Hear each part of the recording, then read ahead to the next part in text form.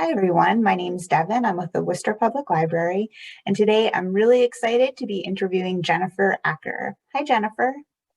Hi, Devin. How are you? Good. It's nice to meet you officially. Nice to meet you too. So, Jennifer is founder and editor-in-chief of The Common and author of the debut novel, The Limits of the World, which we're going to be talking a little bit more about. Her memoir, Fatigue, is a #1 Amazon bestseller, and her short stories, essays, translations, and reviews have appeared in the Washington Post, Literary Hub, N1, Guernica, the Yale Review, Off Assignment, and Plowshare, among other places.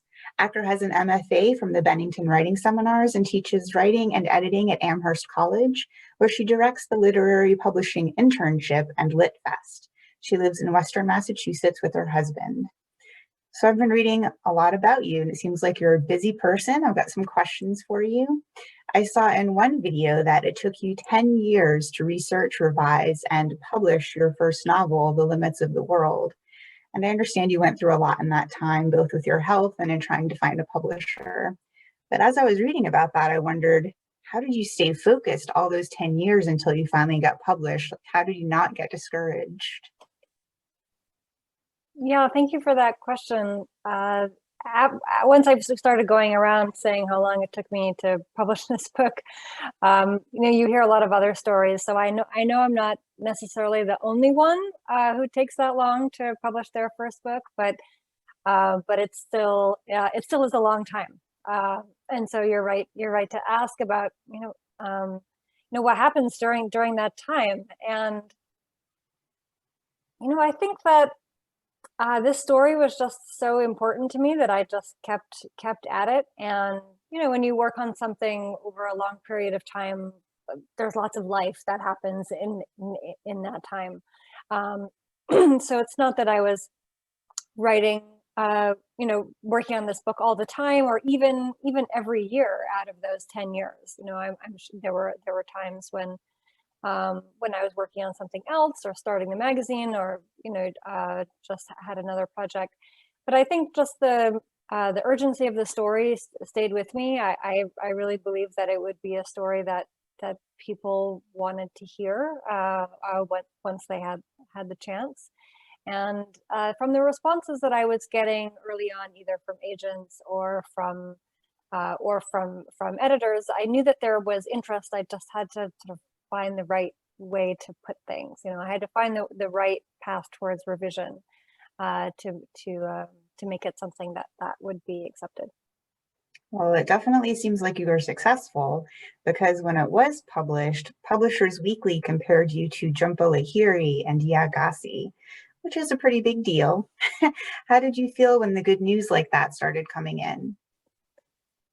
Those are both authors that I really admire, obviously, and that have been tremendously successful. I really admire the storytelling that they do, and I think that I was particularly warmed by the comparison because of these. They write about family sagas also, and mine is a multi-generational family. Both takes place both in the U.S. and outside of the U.S. And yeah, so I mean, of course, what can you say? It's wonderful when when people say, "Oh, your book is like this other book." That's really good. So yeah, that was obviously very welcome. Yeah, I bet. So one thing that was interesting to me was that it seems like the traveling you did in your gap year between high school and college might have influenced your writing. And I thought of this because The Limits of the World features the Indian populations in Eastern Africa. So what made you decide to do that gap year, and how did you pick Kenya as one of your places to visit? So I grew up in a tiny town in Maine. Me So it was, too. oh, did you really? Where Yep, are you from? Herman, outside of Bangor. I say, I don't know where that is. Did you grow up in? I grew up in Whitefield, which is Don't know where that is. yeah, so it proves our point that it's a big state with a lot of small towns. And so I went to high school in Augusta, so that's Oh, okay. and Whitefield is just about 20 minutes outside of that.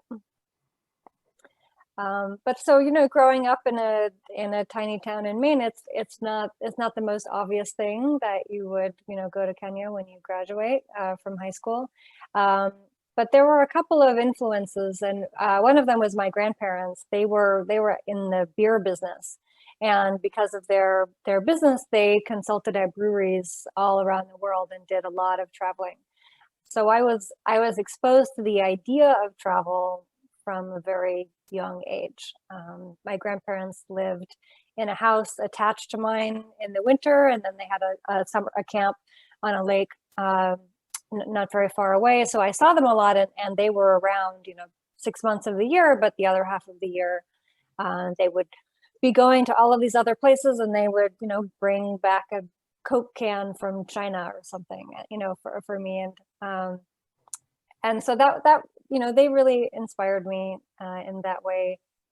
And I was also young for my grade, so I graduated from high school when I was 17. And after I was accepted to college, I thought it might be nice to have a year in which I could, grow up a little bit, have some experience, um, and just sort of go some other places, learn some things before going to college. And then, the idea was that this would make me, better prepared to take advantage of my college education if I knew something about the world before starting college. Oh, it definitely seems like that worked out. In 2019, I read that the literary journal you founded, The Common, won the Whiting Literary Magazine Prize for attracting a new generation of readers and thinkers. What inspired you to start your own literary journal, and did you ever imagine it would do so well? So, as someone who wants to be a writer, sort of what you're going to do for a job is always a big question. And there are a lot of different paths. You can become, you can become a professor or a teacher of literature, of writing, and I know lots of people who did that. But I wasn't immediately inclined towards academia, and it took me even a long time to go back to grad school just to get my MFA in writing. And so I didn't think that was going to be the right choice for me, as much as I enjoyed being in school when I was there. I much more enjoyed the sort of the act of production of, thinking of producing literature, of, finding new writers and finding new voices and finding a way um, to make those voices heard. And so I think, I was just at this crossroads in my career where I had worked in a couple of different, worked in publishing in a couple of different ways. I worked in book publishing, I worked in magazine publishing, I worked as a proofreader in science publishing, just a lot of different, a lot of different aspects of that world. And so it's actually a mentor of mine who suggested that I start a literary magazine. And it seemed hard, but I had no idea how hard it was actually going to be. It was so much harder than I thought. Um, but I had no idea also how much I would learn, through that process. And a magazine is the way they are now. Literary magazines, they're really little businesses and little like community engines. So, thinking of ways that that this magazine would be a community, that it would be a collaborative enterprise that would engage other people, as well as just something that would provide, a career for myself, um, were some of the challenges that I had to figure out. And no, I always wanted it to be successful, but you never know when you're starting out. You really need time and hard work and other people to help you. Well, it definitely seems like you've put in the hard work, so congratulations, a little belated on that. Thank you very much. A sense of place seems to be something that's really important to you. I read that it affected you when you were younger, and I know it's also a major theme of published pieces in the Common. So I was curious why you think a strong sense of place draws a reader into a piece. Well, maybe you can relate also being from a small town in Maine, but it does shape you in a particular way. I think small towns are unique in the way that you grow up in in an environment with not very many people, where people know each other. There tends to be a sense of cohesion in small towns, but also sort of an insider-outsider sensibility. And I was quite sensitive to that as a kid. While I keenly felt like I was a Mainer, neither my parents nor my grandparents were from Maine, and so there is sort of like an outsider complex that I have carried with me for forever, and I think that's also common in writers. We tend to be observers and think of ourselves as people who are on the margins of things, looking in. And so when I think about, sense of place, I think about all of the attributes that turn just a location, like coordinates on a map, into a place. And that has everything to do with our experiences. So once you begin to have connections to a particular place, like that's the store where I bought, my first pair of jeans, or like, that's the tree that I climbed when I was 5. And, you begin to have associations with smells and sights and sounds, and that's the sensory aspect of the sense of place, and that's what sort of really imbues a place with meaning. So I've just been fascinated by how I, throughout my life, have become attached to particular places, and I'm always drawn towards asking that question of other people, like not only where people are from, but where else have they spent time? What makes you feel at home? What constitutes home for you? So those are all of the questions that we look at through the lens of the magazine. Yeah, I think it's a really interesting concept. I could see the common being almost like a little journey, if each piece has a really solid sense of place, and that must be a good experience. Yeah, I hope so for the reader. That is part of what we want. We want to provide that experience for the reader to take them places. I mean, we all know that literature transports you, and in the best way, hopefully. And it could be a place that you've never been to before, so it's a little bit of armchair tourism, or it could be a kind of place that you're familiar with, and then it evokes different kinds of thoughts and feelings in the reader. Yeah, and I think especially now, armchair tourism is really big. It certainly is, yeah. So it's it's a great time to read things set in the places that maybe you wish you were, or would like to go someday, or visited once.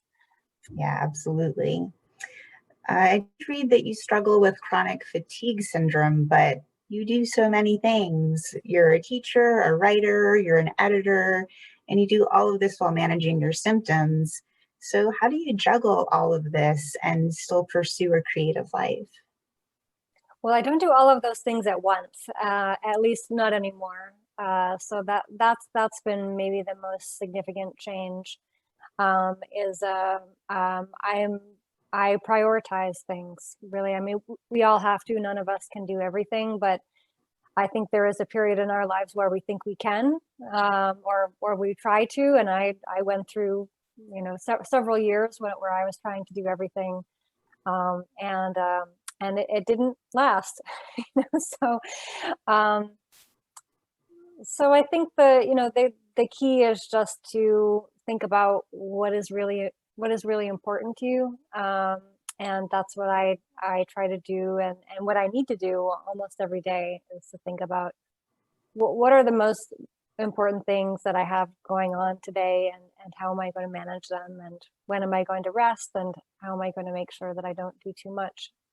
And if I do feel tired, or which is often, but then to make sure that you take that rest, that there isn't anything to be gained by either pushing yourself, or by doing uh, doing more than you can manage.